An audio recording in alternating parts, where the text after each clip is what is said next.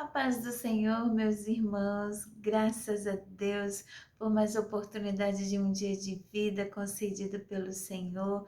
Nós o louvamos, o adoramos, porque se estamos de pé, se acordamos neste dia, se vivemos este dia e chegamos até aqui, foi porque as mãos do Senhor nos sustentou e nós adoramos pelo milagre da vida que só Ele pode nos proporcionar a nossa vida material e a nossa vida espiritual.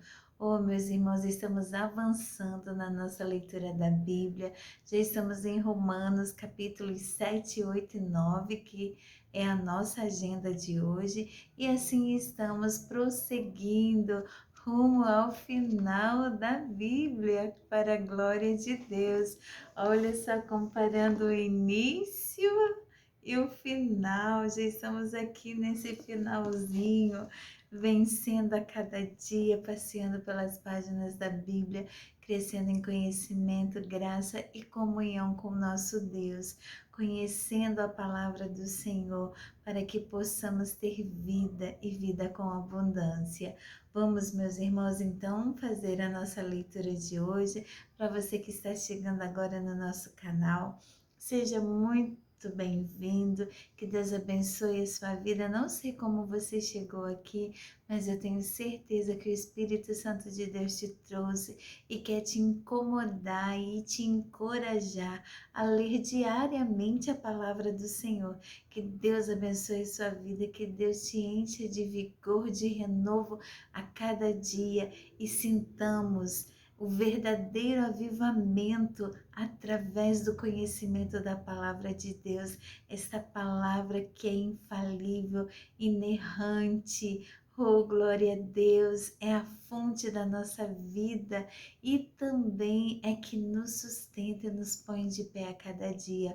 Louvamos o Senhor pela sua maravilhosa palavra, essa rocha firme e inabalável, porque tudo, irmãos, tudo, céu e terra hão de passar, mas a palavra do nosso Deus, aleluia, permanece para sempre. Então vamos ler e vamos guardar a palavra do Senhor em nossos corações. Então, para a agenda de hoje, vamos prosseguir na carta de Paulo aos irmãos romanos, aos irmãos de Roma.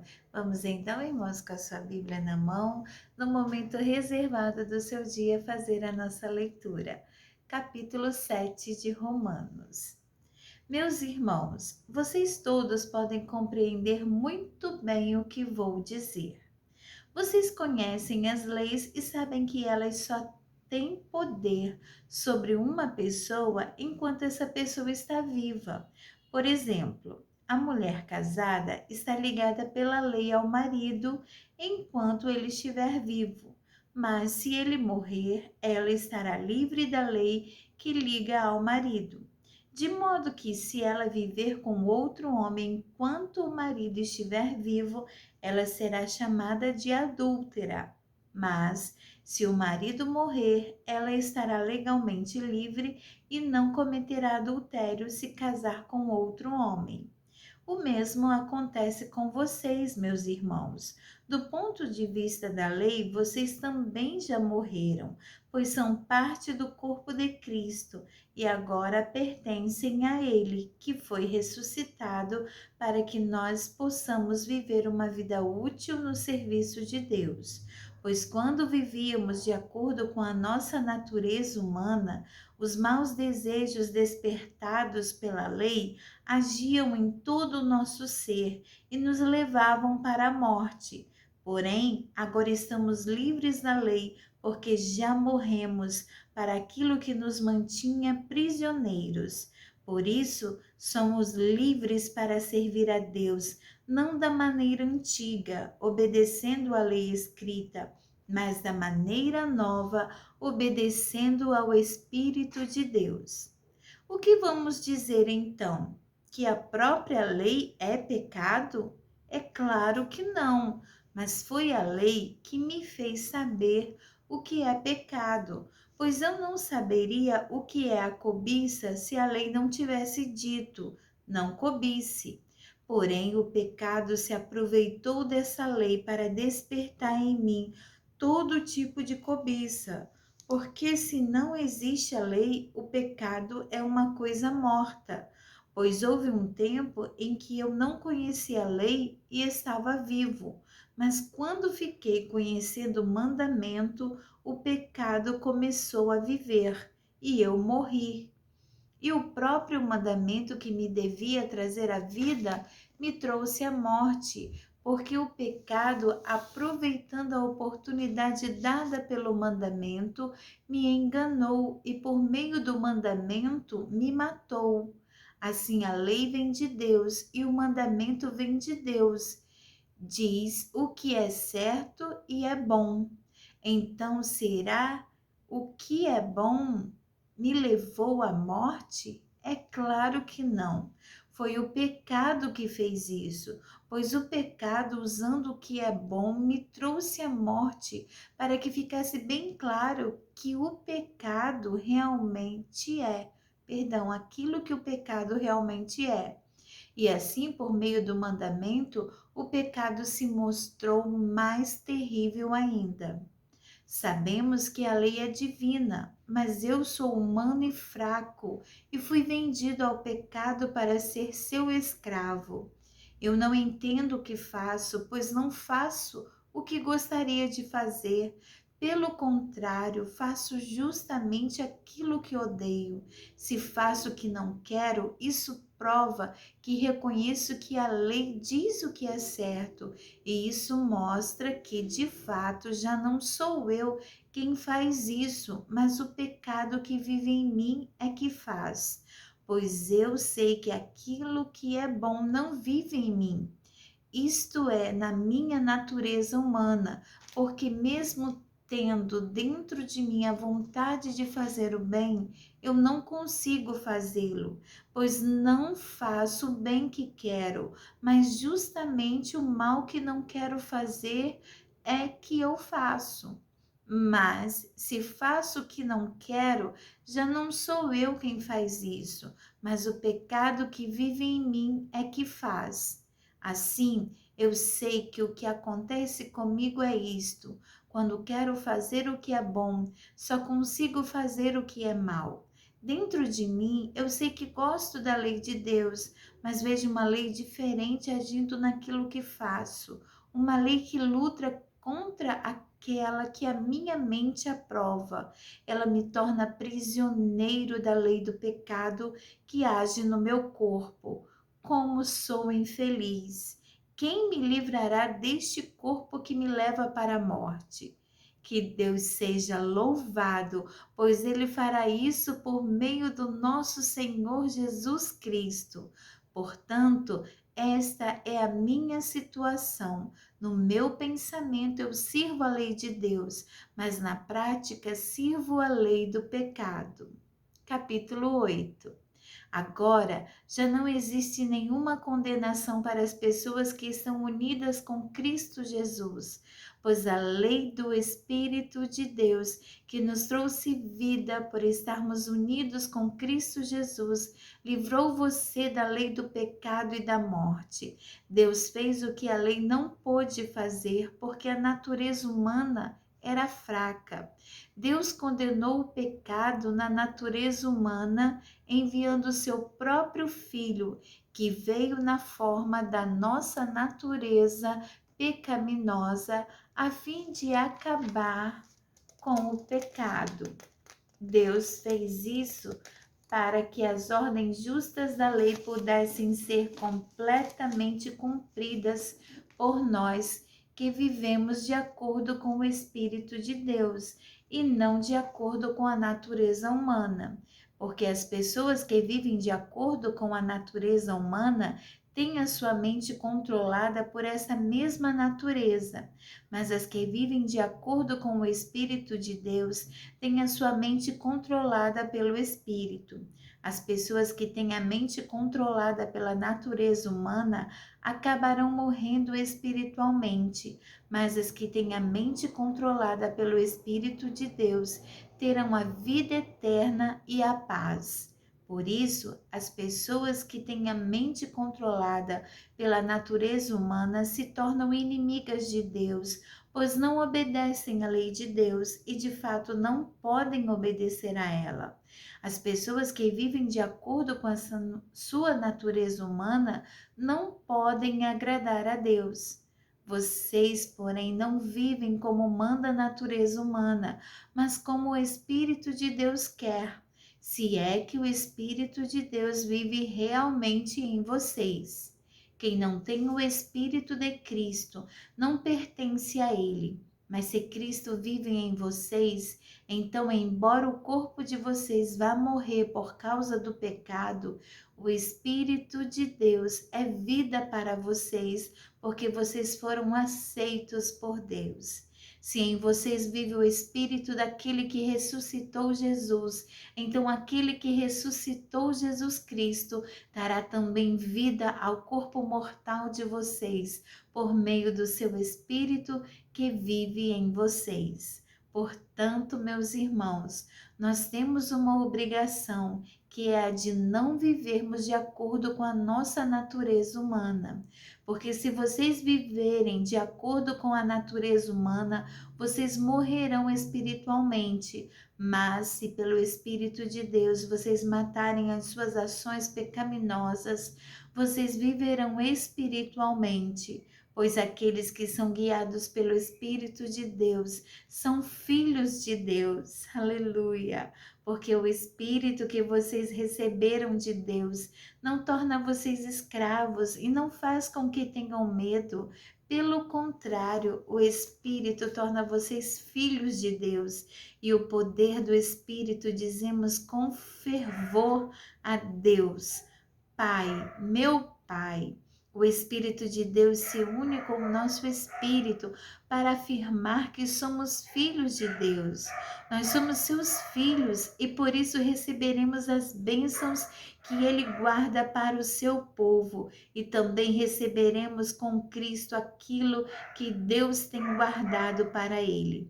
Porque se tomamos parte nos sofrimentos de Cristo, também tomaremos parte na sua glória. Aleluia! Eu penso que o que sofremos durante a nossa vida não pode ser comparado de modo nenhum com a glória que nos será revelada no futuro. O universo todo espera com muita impaciência o momento em que Deus vai revelar o que os seus filhos realmente são, pois o universo se tornou inútil, não pela sua própria vontade, mas porque Deus quis que fosse assim. Porém, existe esta esperança. Um dia o próprio universo ficará livre do poder destruidor que o mantém escravo e tomará parte na gloriosa liberdade dos filhos de Deus. Pois sabemos que até agora o universo todo geme e sofre como uma mulher que está em trabalho de parto. E não somente o universo, mas nós que temos o Espírito Santo como o primeiro presente que recebemos de Deus. Nós também gememos dentro de nós mesmos, enquanto esperamos que Deus faça com que sejamos seus filhos e nos liberte completamente. Pois foi por meio da esperança que fomos salvos. Mas se já estamos vendo aquilo que esperamos, então isso não é mais uma esperança. Pois quem é que fica esperando por alguma coisa que está vendo? Porém, se estamos esperando alguma coisa que ainda não podemos ver, então esperamos com paciência. Assim também o Espírito de Deus vem nos ajudar na nossa fraqueza, pois não sabemos como devemos orar. Mas o Espírito de Deus, com gemidos que não podem ser explicados por palavras, pede a Deus em nosso favor. E Deus, que vê o que está dentro do coração, sabe qual é o pensamento do Espírito, porque o Espírito pede em favor do povo de Deus e pede de acordo com a vontade de Deus, pois sabemos que todas as coisas trabalham juntas para o bem daqueles que amam a Deus, daqueles a quem Ele chamou de acordo com o seu plano. porque aqueles que já tinham sido escolhidos por Deus, ele também separou a fim de se tornarem parecidos com o seu filho. Ele fez isso para que o filho fosse o primeiro entre muitos irmãos. Assim Deus chamou os que havia separado. Não somente os chamou, mas também os aceitou. E não somente os aceitou, mas também repartiu a sua glória com eles. Aleluia! Diante de tudo isso, o que mais podemos dizer? Se Deus está do nosso lado, quem poderá nos vencer? Ninguém, porque ele nem mesmo deixou de entregar o próprio filho, mas o ofereceu por todos nós. Se ele nos deu o seu filho, será que não nos dará também todas as coisas? Quem acusará aqueles que Deus escolheu? Ninguém, porque o próprio Deus declara que eles não são culpados. Será que alguém poderá condená-los? Ninguém, pois foi Cristo Jesus quem morreu, ou melhor, quem foi ressuscitado e está à direita de Deus, e ele pede a Deus em favor de nós. Então, quem pode nos separar do amor de Cristo? Serão os sofrimentos, as dificuldades, a perseguição, a fome, a pobreza, o perigo ou a morte? Como dizem as Escrituras Sagradas, por causa de ti, estamos em perigo de morte o dia inteiro. Somos tratados como ovelhas que vão para o matadouro. Em todas essas situações, temos a vitória completa por meio daquele que nos amou. Pois eu tenho a certeza de que nada pode nos separar do amor de Deus, nem a morte, nem a vida, nem os anjos, nem outras autoridades ou poderes celestiais, nem o presente, nem o futuro, nem o mundo lá de cima, nem o mundo lá de baixo, em todo o universo. Não há nada que possa nos separar do amor de Deus, que é nosso por meio de Cristo Jesus, o nosso Senhor. Aleluia, glória a Deus. Amém, que maravilha. Capítulo 9. O que eu digo é verdade. Sou de Cristo e não minto, pois a minha consciência, que é controlada pelo Espírito Santo, também me afirma que não estou mentindo. Sinto uma grande tristeza e uma dor sem fim no coração por causa do meu povo, que é minha raça e meu sangue. Para o bem desse povo, eu mesmo poderia desejar receber a maldição de Deus e ficar separado de Cristo. Eles são o povo escolhido por Deus. Ele os tornou seus filhos e repartiu a sua glória com eles. Deus fez suas alianças com eles e lhes deu a lei, a verdadeira maneira de adorar e as promessas. Eles são descendentes dos patriarcas e, como ser humano, Cristo pertence à raça deles. Que Cristo, que é o Deus que governa todos, seja louvado para sempre. Amém. Eu não estou dizendo que a promessa de Deus tenha falhado. De fato, nem todos os israelitas fazem parte do povo de Deus. Nem todos os descendentes de Abraão são filhos de Deus, pois Deus disse a Abraão, por meio de Isaque, é que você terá os descendentes que eu lhe prometi. Isso quer dizer que os que são considerados como os verdadeiros descendentes de Abraão são aqueles que nasceram como resultado da promessa de Deus e não os que nasceram de modo natural. Pois quando fez a promessa, Deus disse a Abraão o seguinte: no tempo certo eu voltarei e Sara, sua mulher, terá um filho. E ainda mais, os dois filhos de Rebeca tinham o mesmo pai, o nosso antepassado Isaque. Mas, para que a escolha de um deles fosse completamente de acordo com o plano de Deus, O próprio Deus disse a Rebeca: o mais velho será dominado pelo mais moço. Disse isso antes de eles nascerem e antes de fazerem qualquer coisa boa ou má. Assim ficou confirmado que é de acordo com o seu plano que Deus escolhe aqueles que Ele quer chamar, sem levar em conta o que eles tenham feito. Como dizem as Escrituras Sagradas, eu escolhi Jacó, mas rejeitei Esaú. O que vamos dizer então? Que Deus é injusto? De modo nenhum, pois ele disse a Moisés: terei misericórdia de quem eu quiser, terei pena de quem eu desejar. Portanto, tudo isso depende não do que as pessoas querem ou fazem, mas somente da misericórdia de Deus. Porque, como está escrito nas Escrituras Sagradas, Deus disse a Jacó: foi para isto mesmo que eu pus você como rei, para mostrar o meu poder e fazer com que o meu nome seja conhecido no mundo inteiro. Portanto, Deus tem misericórdia de quem Ele quer e endurece o coração de quem Ele quer. Algum de vocês vai me dizer: se é assim, como é que Deus pode encontrar culpa nas pessoas? Quem pode ir contra a vontade de Deus? Mas quem é você, meu amigo, para discutir com Deus? Será que um pote de barro pode perguntar a quem o fez: por que você me fez assim? Pois o homem que faz o pote tem o direito de usar o barro como quer.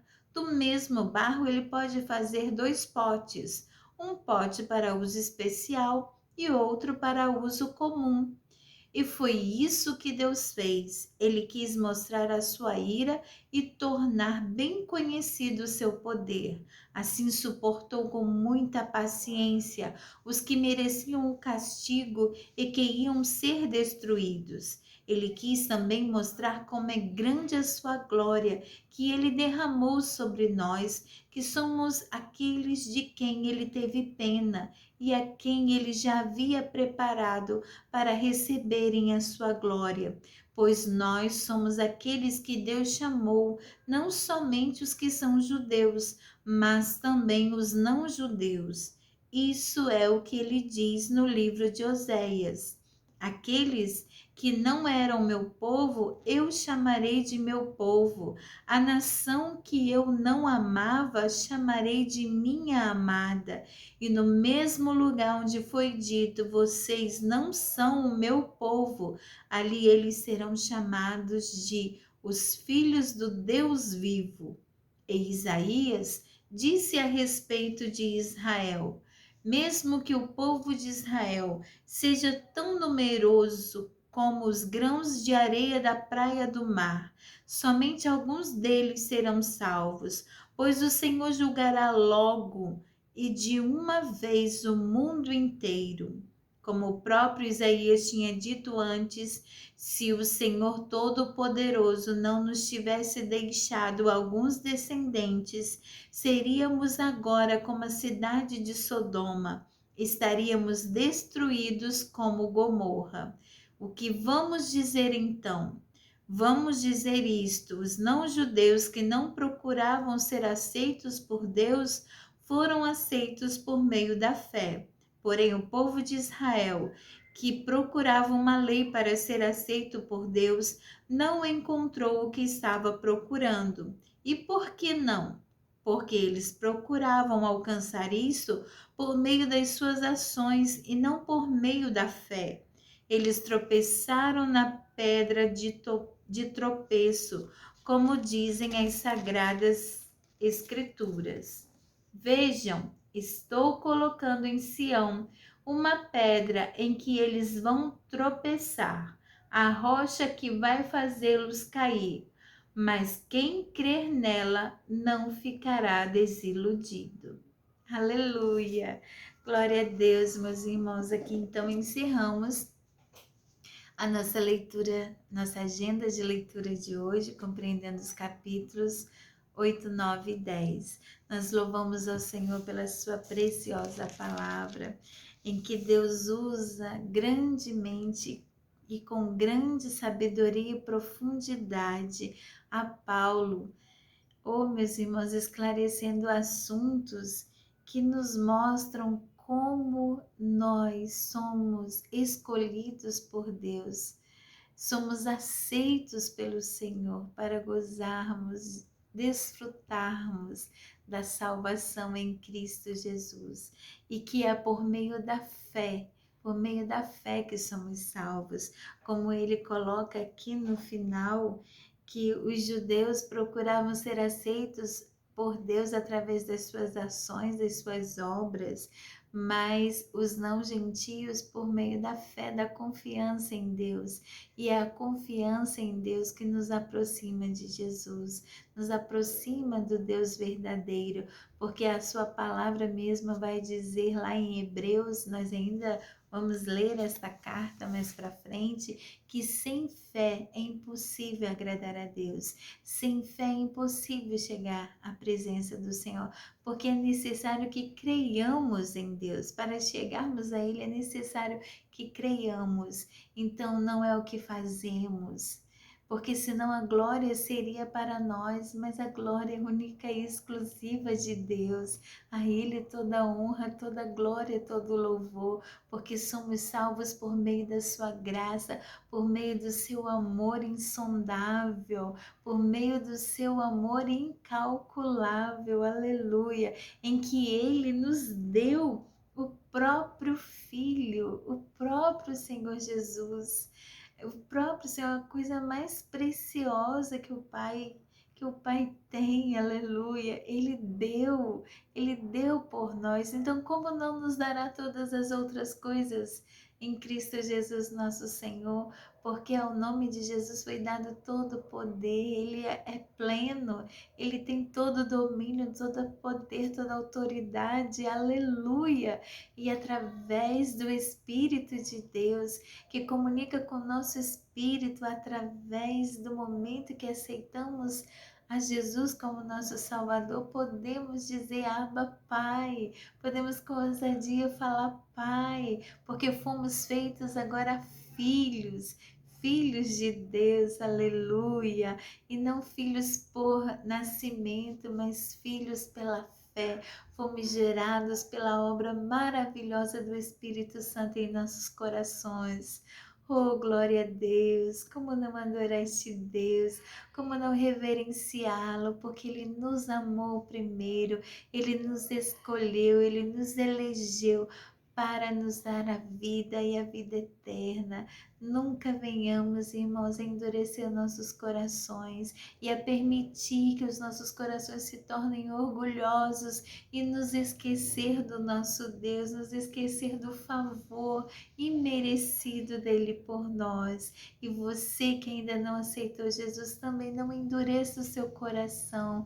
Você que está ouvindo a palavra de Deus, com certeza o Espírito Santo está a falar no seu coração. Não endureça, atenda a voz do Senhor, porque Ele tem vida para te dar vida com abundância e não te deixar como criatura, mas te tornar filho de Deus através da adoção, através da fé.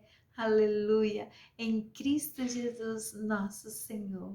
Oh, meus irmãos, que momento precioso de leitura e de meditação na palavra do Senhor. Sabemos que de nós mesmos não temos condições, nem mesmo de compreender nada das Sagradas Escrituras, mas é o Espírito Santo de Deus que vem falar aos nossos corações, que vem ferver dentro de nós como eu posso dizer? Oi, irmãos, vem ferver esse desejo de estar falando. A gente sente que é o Senhor que vai enchendo, é o Senhor que vai nos dando palavras, porque tudo vem dele, irmãos. Não é de nós mesmos, mas é do Senhor. E que você não endureça o seu coração. continue confiando no Senhor, continue pedindo a graça e orientação, porque é através do Senhor que podemos ter conhecimento e crescimento na sua santa palavra. Deus abençoe sua vida, Deus te use e te capacite para servi-lo e servi-lo com alegria. Aleluia! Oh, meus irmãos, então eu deixo aqui aquele abraço fraternal e vamos continuar, vamos prosseguir no nome de Jesus na nossa jornada.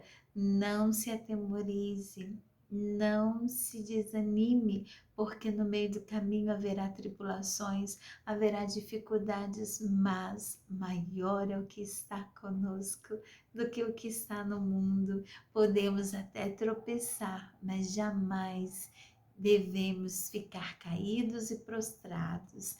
Vamos nos erguer a cada dia, olhando para o autor e consumador da nossa fé, o nosso Deus, e prosseguindo na nossa jornada de leitura da Bíblia e principalmente na nossa jornada espiritual. Nosso alvo é o céu. Aleluia!